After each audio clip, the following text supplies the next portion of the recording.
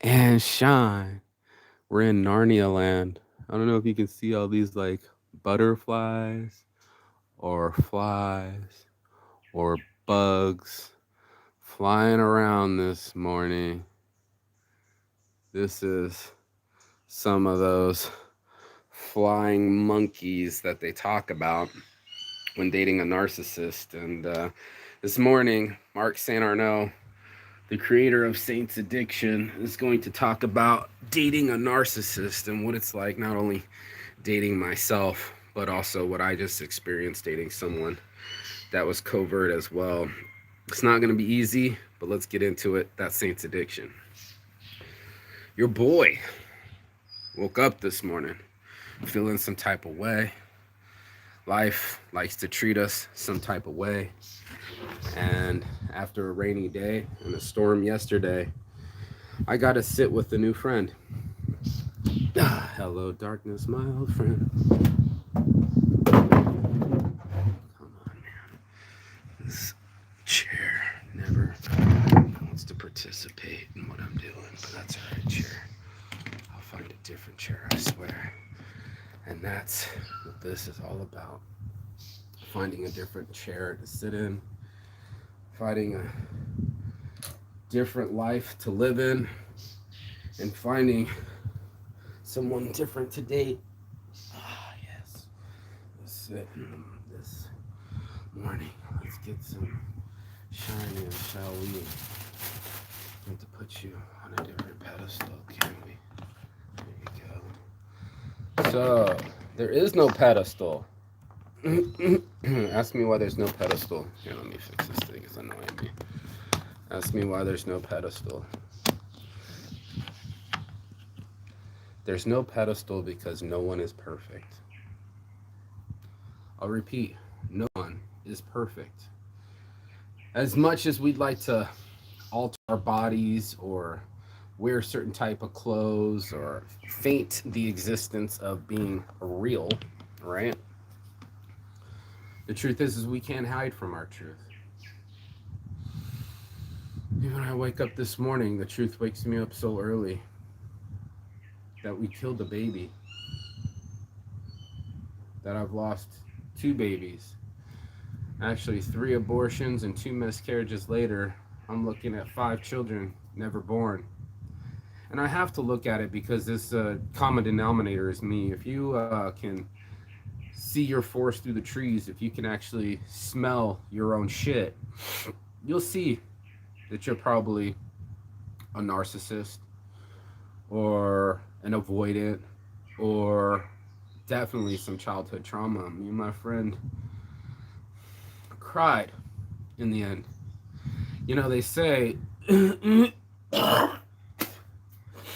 narcissists don't have any empathy, but I cried with her last night.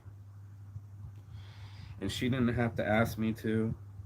It wasn't hard for me to do. It wasn't something that I had to fake. I don't have to fake my existence. And I think my problems are so hard.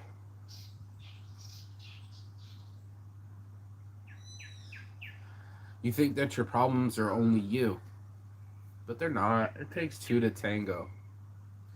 And life doesn't play fair. Mother Nature rolled in over the hills, decimated everything. And we were just chilling. We were chilling in the pool. There's sunshine, and we needed each other yesterday. I didn't know why I called her. I barely know this girl. She's just from Finland, and I helped her walk up the street, and we just, chilling. And something told me yesterday to call her and invite her to the infinity pool. And she said something really dramatic happened last night. And as soon as she got in the Songtao, apparently one of these guys asked her to come outside and needed to talk to her. He didn't know who this big dude was, grabbed on her, tried to put her over his shoulder like he was going to run away with the whole human being. And then when she got off of him, she turned around and got kicked in the head by his wife, who thought she was trying to still hit her husband.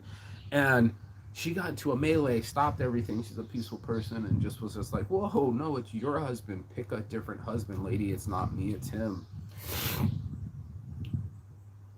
It's triggering. First of all, it ain't right. She could have been abducted, raped. Who the fuck knows? It's crazy. That shit don't even happen here. She said that they were on Yaba, but I don't know who these people are, and we're gonna have to figure it out. But it's fucked up. And in this, right, in this lifestyle that we've chosen, all sorts of ups and downs are gonna come of it, right? You never know when your up's coming. You never know when your down's coming, and these things affect us. They send us through some traumas, and that's why the storm came. It just blew in. And we sat there and we watched the rain and we cried and we talked about our problems and we talked about our life challenges and we talked about loss. The life isn't fair. You know? It's not fair that people don't love you back. It's not fair that the people you love will die. And it's not fair that people you don't even know can hurt you. You're like, how is that possible? How is it possible to be 44 years old and still cry at the drop of the hat about childhood trauma? I thought it was so strong. Listen to Mel Robbins talk about, I think she made it to 50 before she realized that in fourth grade, some older kid came on top of her at a summer function or whatever, you know, family friend function, and one of the older kids got on top of her and she just blacked out. And then she went to go tell her mom, and then the kid came around the corner and she blacked out again. These things tend to supersede our system. I'm wondering why I get violent in the end. And it's not that I start off that way. I don't put my hands on people. I'm walking around every day, not one single trigger. But when it comes to someone that I love, and I think it's about to become a divorce again, like my parents, or that I have to have high anxiety and take control under duress,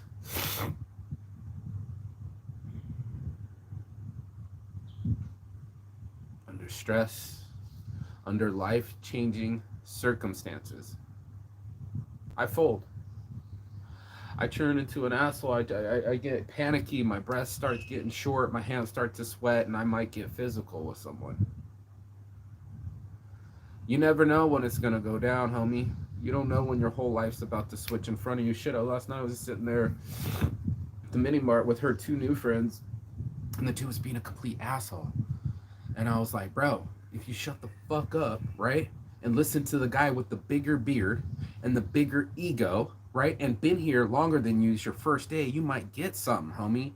And he was just trying to overtalk me, and he was being drunk. He's swallowing all the beers. He's being an obnoxious person. And even her friend was like, bro, stop. You just your first hour here, and you're already pissing off the locals, right? But that's what it looks like. It looks like you downing a beer in 30 seconds. It looks like you arguing with strangers. It looks like cockiness. And in my old ways, I told her I'm trying to practice my non-narcissism, and this guy, I'm like, shut that shit down. First of all, he's trying to shut down my phone. He's playing music, but I'm allowed to play music. And the lady asked me why I have two phones. It's the same phone. Why you got two phones, one for the plug, one for the load? Kevin Gates. So I go play the song because I love that song, and I wanted to explain it to him. And then, of course, he didn't want to hear it, so he's like, yo, try to turn my shit off. I'm like, man, cut that shit out, bro. And he tried to turn his shit up. And I was like, that's all good, but I'm still singing my song. And I was like, yeah, bro, I'm trying to explain to you that when she asked me for two phones, I said one's for work, one's for business, but one's for the plug, one's for the load. And it's just the lyrics, but he didn't want to hear it.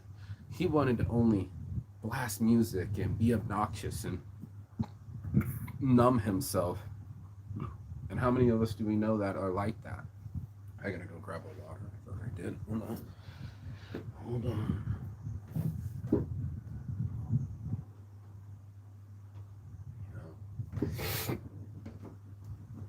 And that's all of us. Meeting strangers, showing how we can be snooty, snotty, and judgmental. You know, we start telling half truths or half lies. We bump heads with people we might not even know. And all this gets slid by because it's not a real relationship. It's someone that I can walk away from. It's someone that I don't need to see and never will see again. It doesn't apply to me. But in my relationships, when I'm really in love, or I think it's that this is the woman of my dreams and I'm supposed to get married, it ratcheted me up.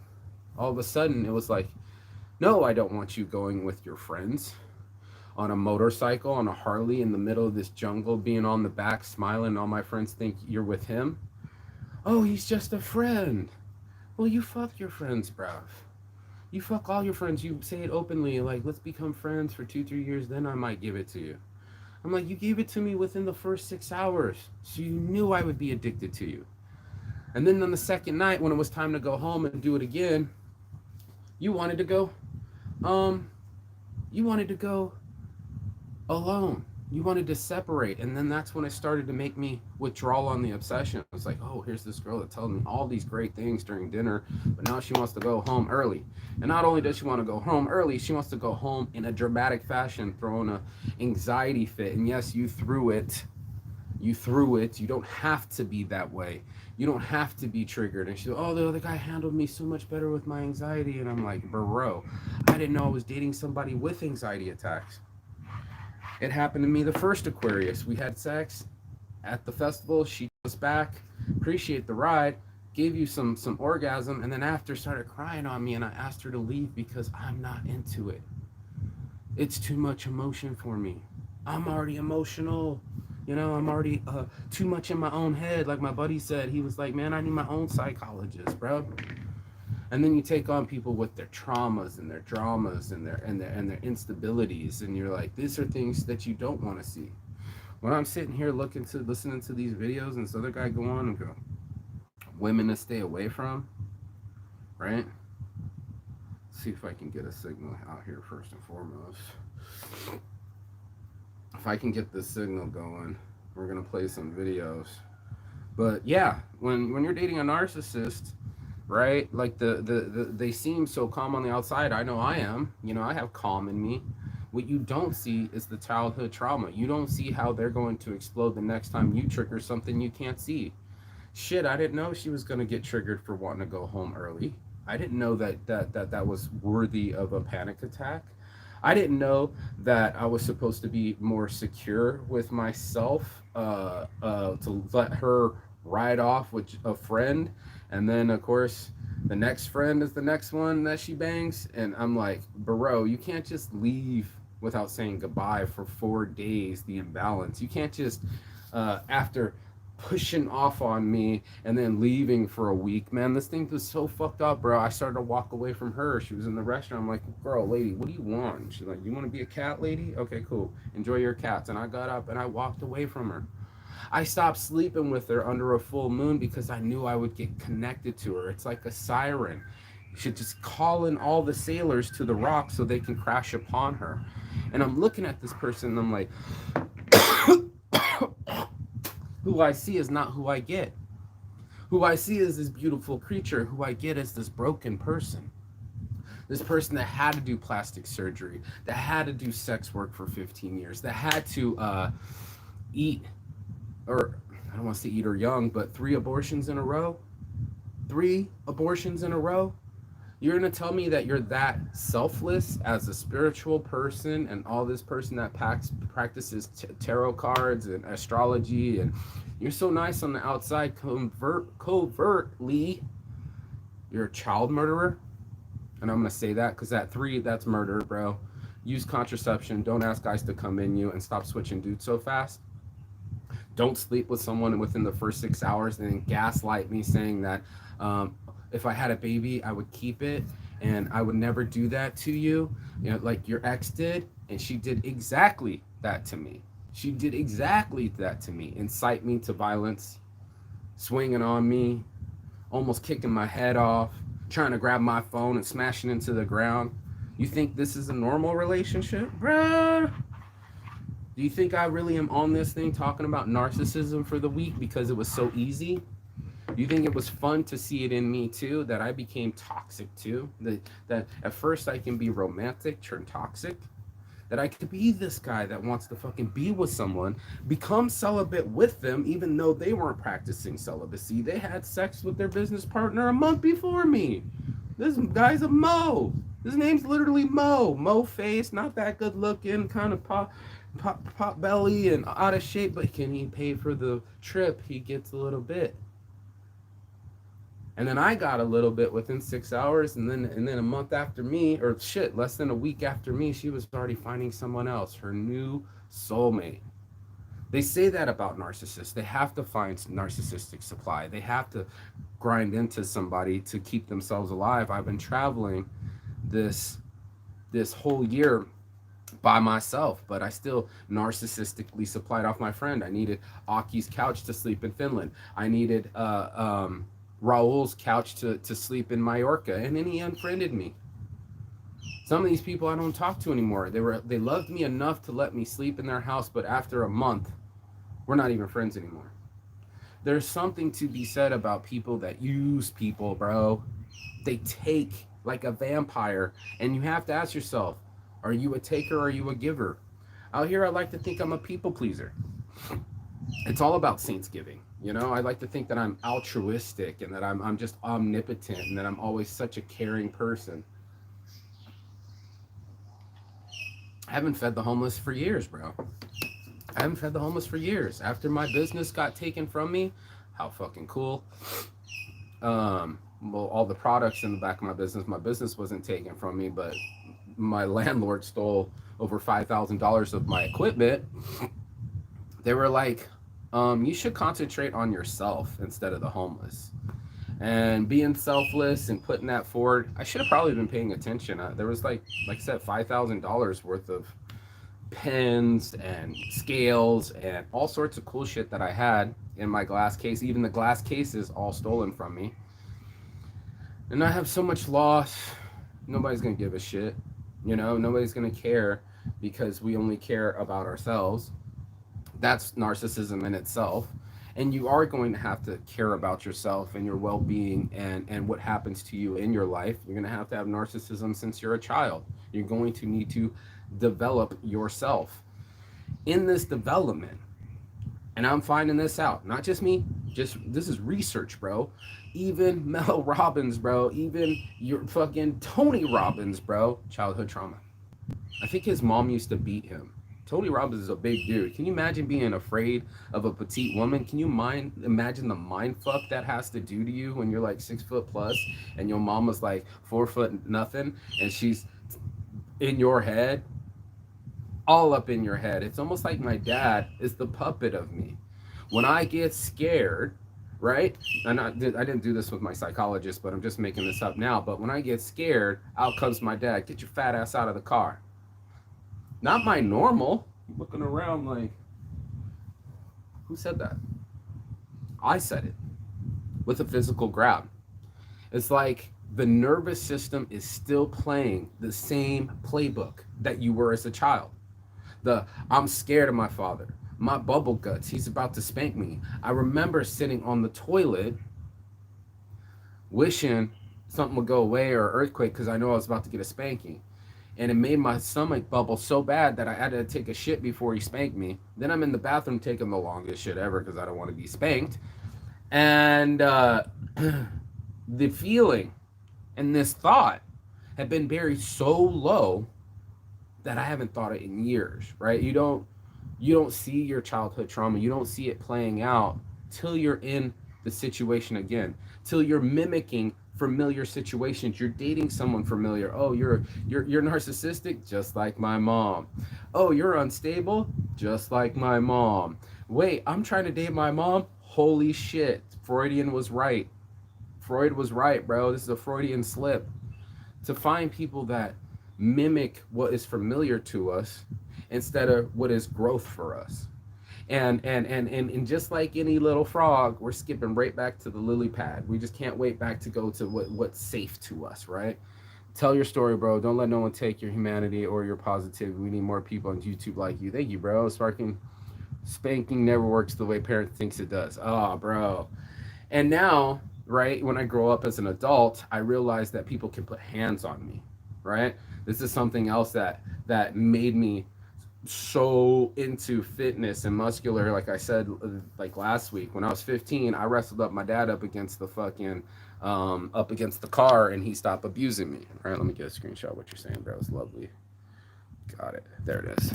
And I didn't do it yesterday, so it's like if you play the show again, I can't reread the messages on the live, so I read them out loud. Anyway, the point being is that these situations lie in your nervous system, and you might be able to push it down. But just like that video where the fucking balloon pops all over the place, that's what I feel like, and that's probably what you felt like in your life, where it's just like boom, all of it explode. You know, I have so much raw emotion held down, and only in these situations where I'm at like max love or max stress or vulnerable, right? Then I'm acting like that. I'm acting like I was as a kid. I got the bubble guts again. Anxiety hits the roof. I don't know if you're measuring your own heart rate, but goddamn, dude, the chick said it too. Mel Robbins, listened to her story. Black ice, bro. She's on the road with her mom. They're saying black road ice is gonna be bad today. And some dude tried to pass him. Then a car came, so he swerved, made them go into the ditch, roll over. Dad's in front of him, brothers in front of him. They got two cars. They're going on vacation, and to this day, hear this about trauma too. You need to hear this. To this day, as soon as hit her mom, as soon as her mom hears the word black ice, she freaks the fuck out. It is the hypnosis word, the sleep, you know, the whatever you want to call it. As soon as she hears it, it freaks her out. Now, hear me out, because this is what I wanted you to hear. That's her mom. Now, Mel Robbins was a kid in the car, and the dog's going all over the place, and they're rolling. Uh, Sparkles is in the back, goes to the front, you know, the whole bit. And now, when she hears the crunch of ice, she freaks out. So both people were in the same car. Both kids could have been having the same parents. Both of us could have had the same parents and got treated differently, right? She can have different stimuluses. They were in the same car accident, and nobody even fucking noticed. Well, but not that they didn't notice, but their triggers were different, and that's what they noticed. So, no way. 15? Yeah, same. I told my dad at 15 the truth about how he treats women and how he punches me in the face. Yeah, my dad also womenizing women and all that. I picked him up over my head and told him to never do it again, and never did it happen again. Much love. Bro, I was on top of my dad. Yeah, I was 19, had a big thing going on. My brother, I think I already told the story, but going to homecoming, already having issues with women. My girlfriend was a senior, and it was homecoming, and she was the head cheerleader or whatever. But I just, I was 2 years older there, so now I'm 19. She's 17. She's at high school. I'm no longer welcome to the high school. She had a temporary protective order against me, the TPT. TPO, temporary protective order against me, so I can watch my brother's game. Now I'm all emotional. I'm trying to go in the game. The cops wouldn't let me in. My dad's drinking. He's seen all this. He comes home trying to come at me, and all I remember is, like, I think I put my beer down and pancaked him, right? Something like this. Or he put his beer down. One or the other happened, and I just plowed him on the couch, and I'm like, get off me. Now, mind you, I'm on top of him at like 17. Pretty fucking angry, I'm sure. He looks scared as fuck. I got this man by his fucking chest, bro. Like, there's no way he's going to beat me. I'm a state champion wrestler. It would have been disgusting. And that's what it's like being a narcissist. And beating a narcissist and dating a narcissist is now this form of control is inside you. I'm on top of him. And I'm saying, get off of me. I'll wait to see the mind fuck in it. I'll wait to see the mind fuck of someone saying, I would never do that to you. I want to have children. I just met this chick, and she's already gaslighting me with the things she knew I wanted to hear. It's almost like she went away for a week, took notes on all the things that triggered me, came back and started pressing all those buttons. Like, oh, you want family? Oh, you want to be a dad? Oh, you want to be a husband? Let's talk about children. Knowing damn well she just killed a baby a year before that and another one before that, knowing damn well she was going to kill mine if anything didn't go up to stack. The selfishness is real. She's telling me how she's crying about her future. You're 38 years old. Your future is almost like way over. This future that you want, these dreams that you want. Hell, all these girls are cashing in their 20s, doing sex work or going to college or OnlyFans, whatever. Cash in your 20s Because the 30s go by and now you're about to be 40, which means geriatric pregnancy, which means not all the eligible bachelors, even she got herself a younger man. It's all about control and manipulation because you're out of control. You've been manipulated. The shit's in your nervous system. My dad's inside me. He reached through my hand, made me grab my girl, and I was like, who the fuck am I? Who who just did that? Like, I'm looking you in your eye in front of this fucking camera in the middle of this jungle going like, who the fuck just did that, bro? And unfortunately, that person is me. That is the radical self-reliance that I'm speaking of. You know, this is the shit that you have to endure, and then you wonder why people talk about the years of abuse and the counselors and all the things that you had to see, all the things that you had to endure, the book Endure, that makes you who you are. You don't want to talk about it because who wants to bring up old shit? Who wants to bring up sad ass old shit that makes us feel like shit? And that's all we did yesterday. Me and this poor girl, we needed each other, man. We needed to talk about.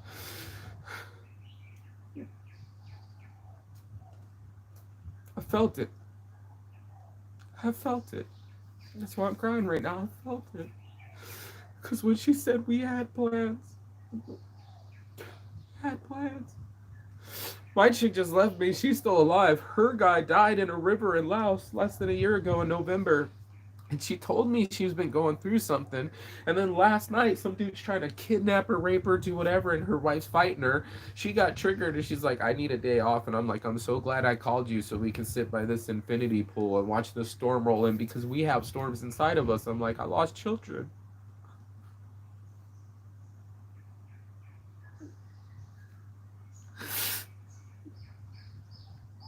I don't need your sympathy after. I think narcissists know the most amount of pain. Because then you'll get rejected. Then someone else rejected you. And then you sit around rejecting everybody else. Because nothing will ever be perfect. Nothing. No. The situation aren't right. Kill the baby. She knew. I'm crying for her story, really. She fucking knew, dude. She woke up in the middle of the night like, he didn't make it home. He went out with friends, went out with some locals, and I think he slipped and fell. They found his body in a river, you guys. 41 years old. That means I got 3 years of life above him. And all the 3 friends that died this year before I started, I'm traveling for them. Chris Sua Apia, Terry Zwirling, and Damian Reeder. I know their first and last names, bro. I know these guys. They're not alive. And now my babies aren't alive. All 5. And you whisper this shit into people's ears. You just go like, yo, please don't be psycho with me. It's going to make me psycho. Please don't start drama. It's going to ratchet up the anxiety. Please just love me the way that I am. And then it's not enough. You don't have enough sheets. You don't have enough this. You're fucking supposed to scrub a toilet. And I'm just like, there it is. I see it in myself sometimes. I think I'm such a perfectionist that I gotta pick everything fucking apart and go, this ain't matching this ain't matching that. Thank you, red flags, red flags. Let it out, man. Let it out. Bro, how else can I be? What else can I do? Me and this girl had to meet. We had to sit there, bro. It just, this whole storm rolled in. Then there was a praying mantis and it was all cool and shit, but it was completely just 2 human beings that's been going through some shit. And we're like, this fucking life is shit. You know, sometimes, you know, like, this fucking life is shit. Here we are alive. And she said something, the sweetest thing I thought I ever heard. She said, I would gladly give my life so he could live. I would gladly give my life if my kid was still alive. I would have gladly gave my life. I've been suicidal most of my life. The damage has been done. I've lived a full life. I've had blessings many times, but it doesn't stop the pain. It brings it right up. I called my mom called me last night, and then I said, you know, hey mom, I gotta get off the phone. I've been getting off the phone a lot faster with my mom lately. It sucks, but I have to. I got to get on my appointment. Turned out my psychologist didn't make the appointment. Well, my mom, only in 2 minutes. Before letting me go, started crying. She said, all the things you kids went through, you shouldn't have had to go through. And I think about it all the time, the trauma and all just started crying. And you're just like, dude, there's so much pain. There was so much pain in her eyes last night. And she was like, we had plans. And that's life. The best made plans. Your best made plans. You sat there for eons trying to figure it out and all this other shit. And guess what? It'll be blown up right in front of you. Everything that you believe to be true, you would have seen it. Like maybe a parent or a situation or a place that you lived, you watch it burn right in front of you. And they talk about traumas. They talk about, I think it's called a hard T, a real hard trauma. Like most of us, we ain't in war, right? We haven't had to hold our friends' dying breath in our hands, right? That's really complex PTSD. See, PTSD is just complex post-traumatic stress disorder, but not just, but you have to add a C in front of it, just complex. But most of us have these low trauma. I think they're called low T events, right? Low trauma events. Most of them, Mel Robbins was saying, was pretty low. I would play some of this stuff for you, but you can go watch the video yourself. My Wi-Fi's not working out here.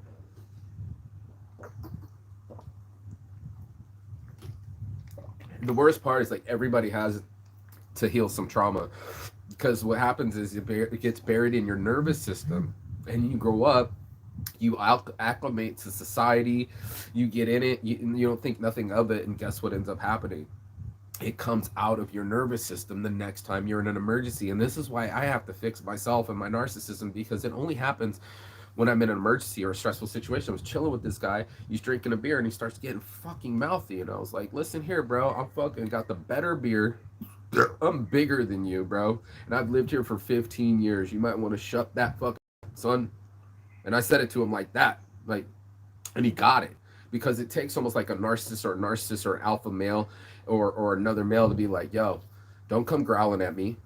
Like some dogs, you come near their bowl, right? Don't come growling at me. I'm not the one, right? I told the other one, the ex, wanted to raise up out of bed. Oh, everything's up, but now I'm pissed. She snapped 0 to 100 real quick. All of a sudden, that devil came out. She's like, you bring the devil out of me. No, I think that devil's been in there for quite a while, because I don't think I'm the first person she's ever swung on. And the only reason I can look you in the face and tell you that, narcissist to narcissist, is not only was I beat as a kid, right? But it takes one to know one. Someone that's actually hit people, right? I know when someone else has hit people. Yeah, it wasn't the first time her hitting a man.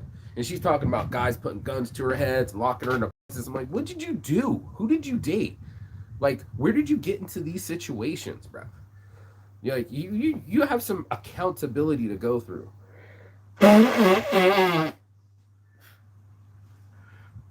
And me too. Me too. Why am I always trying to date broken women? My friends are all like, Mark, you always go for the same chicks, bro. These broken women, that's your MO, bro. That's your modus operandi. There seems to be a pattern here. I didn't even take my psychologist to do this pattern. It's literally my friends. They're like, really? Another abortion? Really, Mark? Another Aquarius? Abortion with abuse? This is 2 in the last 2-3 years. And I'm no better than her, because now I'm killing babies with her. I'm killing babies with my attitude, getting handsy, intimidating women. I have to take responsibility on it. I can't just be like, well, you got knocked up, deal with it, have that baby, bitch. Well, what about financial security? What about safety? What about a future, Mark? You didn't plan for any of this. And I was just like, okay, that's what it's going to have to take. So in my own lies to protect my own children, having 2 women pregnant at the same time, dating 2 women at the same time was really an eye-opening experience, because the one I thought that I really wanted and I was addicted to and obsessed about was so pretty, was also altered herself. It was cool that she was pretty on the outside. It's almost like when you date a big titty chick. She got these big old fake tits, right? But everybody wants in on them, right? They're not yours, right? They're out there. They're for everybody to see. And then it only brings certain boys to the yard, right? Like fake tits and fake butts and fake lips and fucking facelifts whatever it is only going to bring that kind of person into your life. She's wondering, why are these guys all coming after me and only using me for sex? I want to practice celibacy. It's like celibacy was a form of control too. You can't be a sex worker for 15 years and just cut off the tap and be like, oh, I'm more out. Now it's about control. Who has control over it? I'm in control. I'm going to dictate the pace of this relationship. And I was like, not me, honey. Not me. I don't mind celibacy. I've been celibate. I don't mind borders and things that keep it in control. What I did mind was you trying to control me. Me forcing me into celibacy because you choose celibacy. Why did you choose celibacy? Because you had problems with sex. You fucked me within the first 6 hours. You had problems with sex. You had problems with your self-control, your impulse to just ride off with other men and be like, they're just friends. But I know that you fuck your friends. But I'm not supposed to be suspect? Oh, okay, that makes no sense. And that's what it just started to happen. I'm like, your shit ain't adding up. Taking off for days after I marry you. I asked you to marry me and I didn't see you for 4 days. Take you to Bangkok, but you complain the whole way. And then you just end up leaving in anyway. I told you, just get your bag. If you're going to be like this, don't even get on the ferry. What'd she do? She got on the ferry. When we crossed the ferry, she probably should have gone straight back. If all it is going to be slack, if all it is going to be drama, then you know where you're at. This is how you know when you're dating a narcissist. The show becomes about them. All of a sudden, it's this person's show. And it doesn't matter if they're good at the show, nice to you in the show, even mention you in their show. No. This one didn't even want to add me on fucking Facebook because she was judging me interviewing porn stars for faceless porn. Meanwhile, she had the fucking full-on BDSM, FetLife, OnlyFans, fucking her ex, fucking doing everything you can think of, fucking lip chains, pegging, you name it. And I'm over here like, I don't even fucking know you. Like, who you are really. And she had me, who are you? Well, I've been knowing who I am for a long time. You're not the first woman to ask me, who are you? I've shined on a few hot women my damn self in my day. And who I am, I used to say, I'm like no one you've ever met before in your entire life and never will, would be my answer when people ask me, who am I? Now, if you ask me, who am I want to label myself. I would just tell you that I am a man. I'm an honestly flawed man. That's why Saint's Addiction came out, because it was like, yeah, my name's Saint, but I'm not perfect. I got addictions. I got motherfucking problems. I haven't healed this childhood trauma yet. I'd love to sit here on the hill and go, yay, I've been on top of Machu Picchu. I've been on top of Machu Picchu. I've been around the world 3 times. I've been on the Great Wall of China. I've been Angkor Wat, Christ the Redeemer, Jesus himself, Hey Juice, and what was the other ones that I did? It's cool shit. Just done some La Sagrada Familia in Barcelona, whatever, bro. The point is I was still depressed in front of the La Sagrada Familia. The point is that I didn't master my my thoughts. And the tough part of being not regulated or having a lot of self-control is now anybody else can take control. The girl can take control. The situation can take control. My anger can take control. And as a person that has OCD or obsessive compulsive disorder, when you're obsessing, like Saint's Addiction, I'm obsessing. I can obsess about cocaine. I can obsess about a person. I cannot just like let them go, right? I got to be in control, because if I'm out of control, then it ends up like my father. It ends up like my mother. It ends up like my childhood. I feel like it's happening again. Like, oh shit, we're about to hit, what is it? Black ice. The black ice. We're going to slip and fall and roll, and everything's going to, Sparkles is going to, the dog, like the whole thing gets foobar so fucking bad. And I'm not even in a wartime scenario. I mean, I am losing friends and people are losing their lives, but I'm not under the gun. But it feels like it. It feels like something really, really bad is going to come on. The bubble guts kick in again. I'm getting a spanking. Something's not going to go right and everything's going to go wrong. We all have anxiety. We all have childhood trauma, but not all of us are trying to handle it. Not all of us are going to sit there with a friend, and I'm grateful. I'm so grateful. I called her yesterday, but Hippie needed it. She needed to let it out. She's been going through the loss of the love of her life, waking up in the middle of the night knowing something's wrong. They find his body in the fucking river. And by me hearing her sad song, I also felt something. I also, without like, well, that's kind of sad. No. I didn't have to fake my empathy. It went right straight through me. When she said, we had plans, these beautiful blue eyes and tears just flowing from them, I knew what she spoke of. I was like, we had plans too. We were supposed to get married. We were supposed to have kids, man. Like, all these plans get thrown right out the window, bro. And you're like, life fucking sucks, man. We're just sitting there watching this storm. Just like, fucking life sucks sometimes, bro. I don't want to show this. I don't want to be melodramatic and shit. I don't even want to fucking cry. Like I said the other day, it would just take you 1 second and then you're fucking crying. And then that's what it feels like. You think that you're so well balanced, but you're not.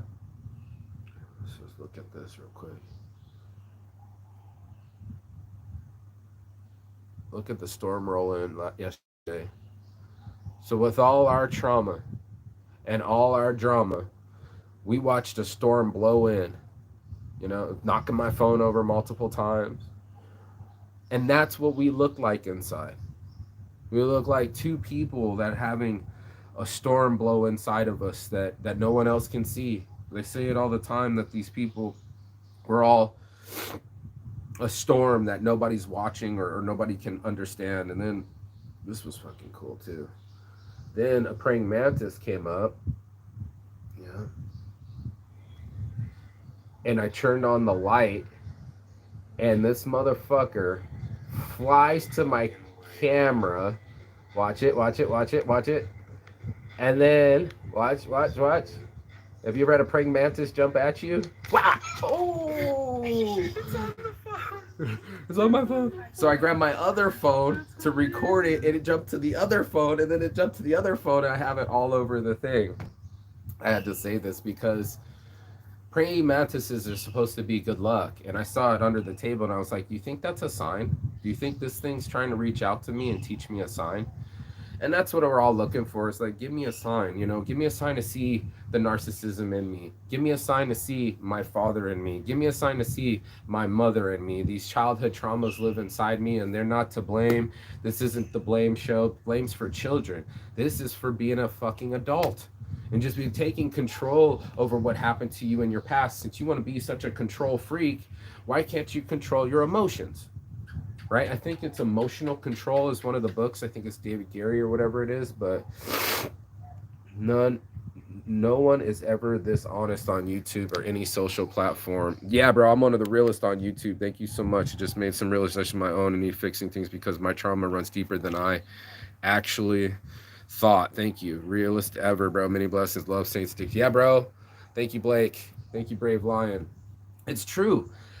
Dude, I always think I'm the realest because I'll say shit about, like, you know, my grandpa on my dad's side I didn't know was a pedophile and was sleeping with my dad's sisters.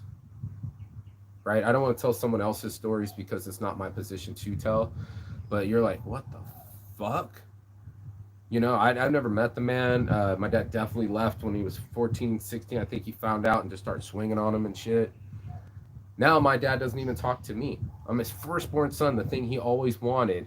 And if he can stop talking to his own father, he can definitely stop talking to his own son. And years of alcoholic abuse. You sprinkle on the addictions, because we're talking saints addiction. You can't get through this. I'm just telling you now, you're not going to get through this without having some motherfucking problems. And you wonder why the addiction rate is so high. You wonder why people go for such a cheap high. Because we can't live our lives. There is so much drama, trauma, and storms in here that you can't even see. You can't even realize why somebody would do fentanyl, heroin, or methamphetamines. Like, what hurts so bad? This hurts so bad. This fucking life that I've inherited, these fucking feelings that I got, and the situations that have transpired from it. Am I guilty? Do I have to serve the lifetime sentence of a crime I didn't commit? That's what it feels like to be a narcissist. That's what it feels like to be a victim, you know, and both. You can be both the perpetrator and the victim. Everybody's so quick to put their hot hat on, but it wasn't just me. I'm not the only narcissist in that relationship. I can tell you what. There's no way that you got plastic surgery and fucking high fashion and taking all these fucking slutty ass photos, not thinking that it doesn't boost your ego. I'm not stupid. I'm not stupid. When I take my own selfies and my abs are looking good and I feel like, my shit's popping, I take selfies too. I wanted the last memories of my life of my body being fucking skinny when I'm usually fat. I want to look good. I want a fucking hot chick to tell me you look hot. But those faded. The I love you started to fade. The compliments started to fade. Then the criticism started to show up. And this is what you know you're dating a narcissist is because you're not good enough. And this messaging that came from your childhood that you're not enough from your parents is now established in a whole nother individual, and they start programming you too. You're not wearing the right things, or you're gonna wear that to dinner, or is that how you're gonna act? And let me switch you up. Your bathroom needs to be a little bit more cleaner. Or you don't love me. What the fuck? What kind of sick psycho fucking person tries to manipulate these things? Let me get this. Sorry, I'm trying to get all the messages. Yeah, wow, that's awesome. Definitely a sign. Could be your spirit animal. They come when you need a message. And actually, physical touch. Amber is a monarch butterfly, and one landed on her. Yeah, bro, that was a fucking full on trip. Hand and today later, the new edition came to us. I'ma pray for you. That has to sign that never happens. And 2 days later, and 2 days later, the new edition came to us. I'm gonna pray for you. That's how I got in my sign, and that never happens. Oh, so the butterfly landed in her hand, and 2 days later, you guys were pregnant. How amazing! How amazing! I mean, there's still some blessings in the world. Don't let me just go on a full hour rant and not smoke my morning motivation and not fucking get into the positives of things. I usually do positive shows. It's like I'm a very positive person, and when these things go down, be the exact emotion. I'm not gonna fake my funk on a nasty dunk. I'm not gonna pretend that I'm something that I'm not. It won't work, bro. You pretending like you got your shit together isn't really having your shit together. Having your shit together is going into these processes and spending the years and the hours doing the research and the YouTube videos and talking to the psychologist and taking my journals and writing my notes just so I can get a grip on myself.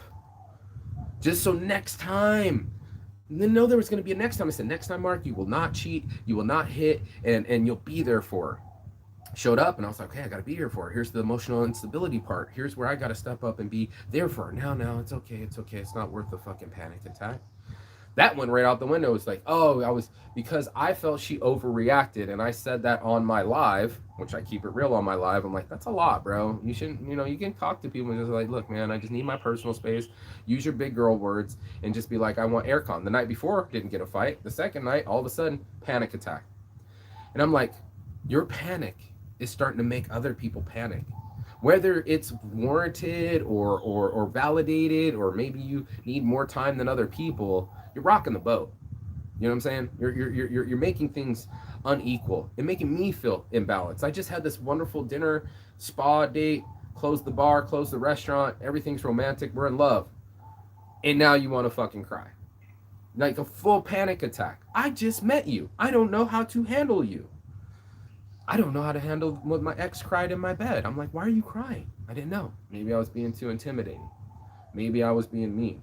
I don't think I was being mean in any of those situations, actually. I know I wasn't, for facts. I wasn't like, hey, bitch, you gonna come? No, never. But did it warrant that kind of behavior? Was that her ulterior motive when you're dating the narcissist, to like pull you in, pull you out, give you that push-pull feeling, so now you're addicted to it? Here, kid, here's your first little key bump. Cocaine for free.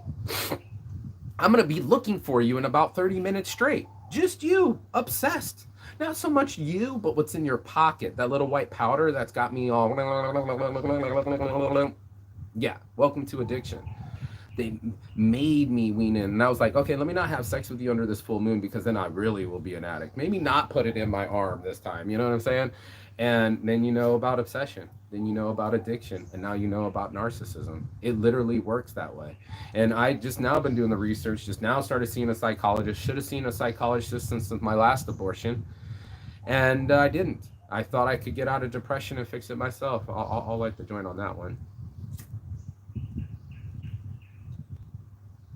But because I didn't do the research, I didn't get it past the life test. Now, life has taught me a lot of things. It for sure did. Like, Mark, you want to be a dick. If you're not emotionally supportive with these women, they will kill your baby. So let me be more emotionally supportive for this next one. Let me not cheat on her. Let me fucking do all the things. And what ended up happening? The same. My not trusting her when she's like, I don't want to have this baby. Well shit, man. I gotta go. I gotta go travel. Didn't realize that it would require more sacrifice on my part. That I would have to sacrifice my time, my travel, I mean even some of my emotional stability for this person. Most of us definitely pretend we have it together, possibly because we're afraid of how the world will see us if we don't. Oh, that's a huge thing. Well, how we see ourselves too, man. We're wearing masks. When we show the world, when we show our friends and family, and when we show ourselves. And in these masks, there's a bunch of lies, and this is like a fuck it mask off type of moment. But fuck it, mask off, man. If you can look in the mirror without the mask every morning, brush my teeth with my left hand so I can reprogram my brain, tell myself I love myself and what I love about myself. I love your hair, I love your beard, I love your brown eyes. Thank you, skin, for protecting me. Thank you for this body for keeping me healthy. Thank you to these feet for letting me walk around the world. Instead, most people go into the mirror and they'll say fucking bad things to themselves. You're fat, you're ugly, you're not enough. This is what's going to torture you. This is the things that aren't working for anybody. Like negative self-talk ain't really cool. Negative reactions ain't really cool. And feeling anger and a rising temper ain't really cool, but it makes you human. Every human's experienced anger, frustration. Every human's yelled at someone that they cared about. Every human. Are they all narcissists? I'll wait. Because you're going to call it narcissistic rage. I'm just going to call it rage. It could be road rage. Does that make you a narcissist?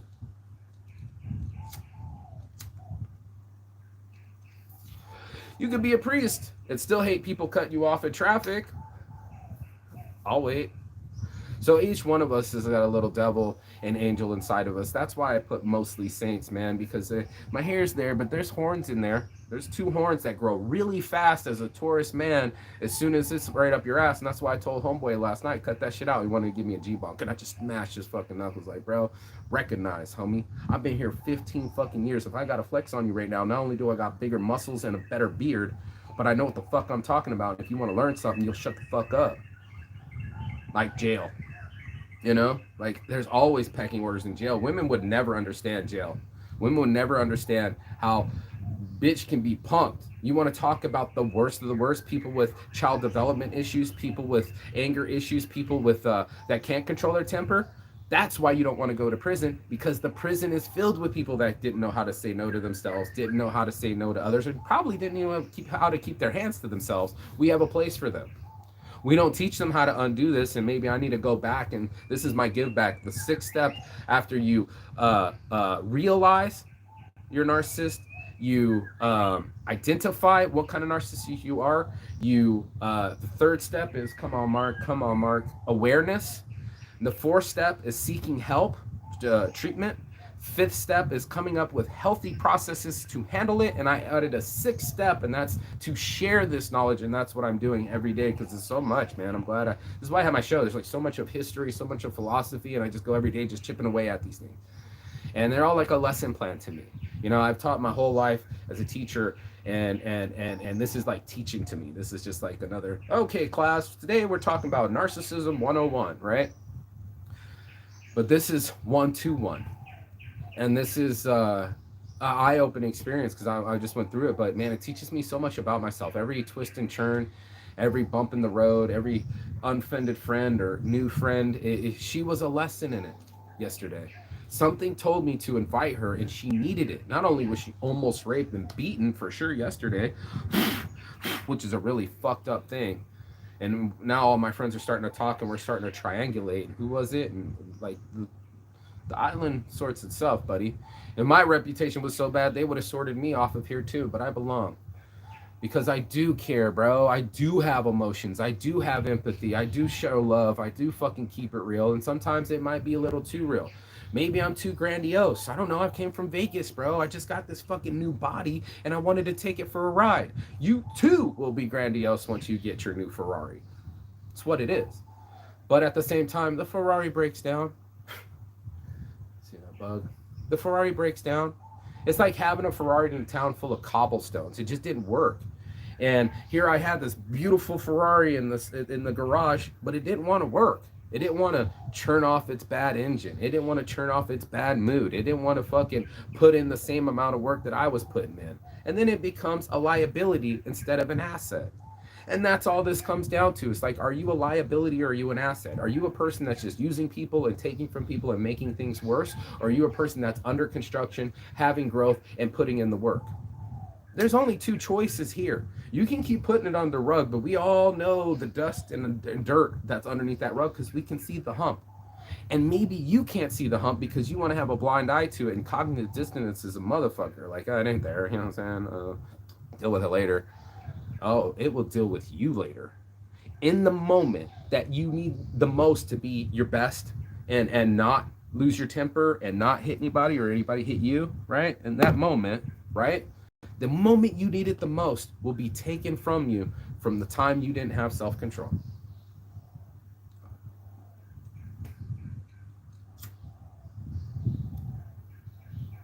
And I watched it happen. I watched me do the same thing I did about 2-3 years ago with another woman. And the lesson is written on the wall. Mark, you have to fix this. Whatever it is, call it childhood trauma, call it narcissism, call it my temper, whatever that is, needed brakes because I was all gas, no brakes. I distinctly remember saying, she was saying something about my mom, like, she can't stop me. You can't stop me. She can't stop me. Nobody can stop me. And in that sentence, I realized I couldn't stop me.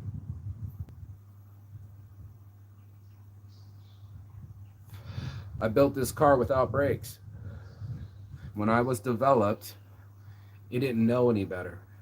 It's like building a spaceship without no parachute to come back down. They say entrepreneurs jump out of planes and make a parachute on their way down. Sounds a lot like me. Sounds like something I would do. Take a hit for me. I'm waiting until my home's stable again. Yeah, bro, I got you, bro. I'm gonna smoke right now.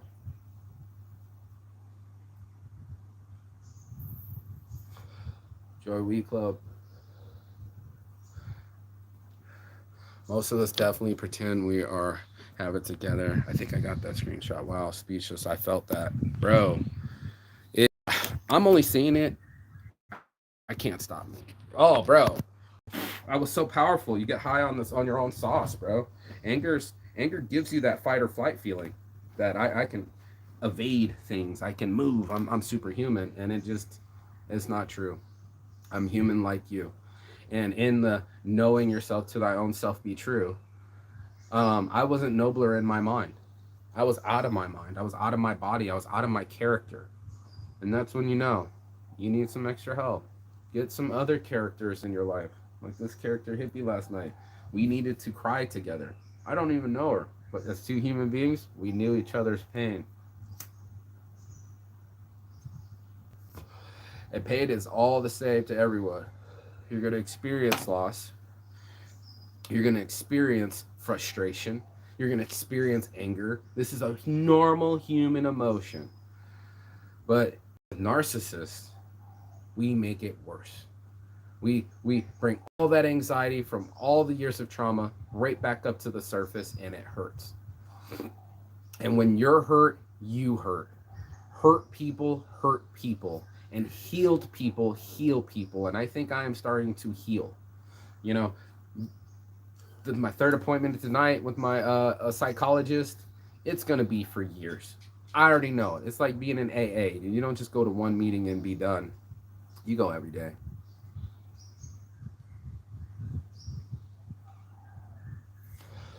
So check on yourself. Do your daily checkups. Get some help. Get a circle of influence around you. Get a journal and pen and paper and start writing this thing down. Let it leave your chest. Let it leave your mind. Let it leave your soul. Write it down. You'll be surprised. Like how many people that I've abused, how many people have abused me, how did they abuse me, and how do I wish I can heal from it? They're big questions, man. Big ass fucking questions. And I ask them all the time.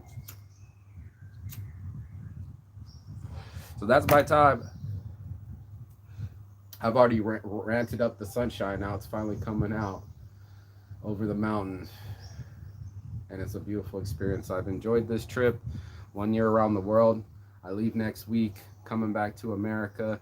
And thank you for watching the show. Peace and love. I'm going to touch my heart. You know, peace and love. And as always, Chigathon, thank you, dude. At the end of the day, what are we when Mother Nature is 100 done with us? Feel like a king and queen and feel so powerful. But once the finger is snapped, you become nothing. Thanos snap.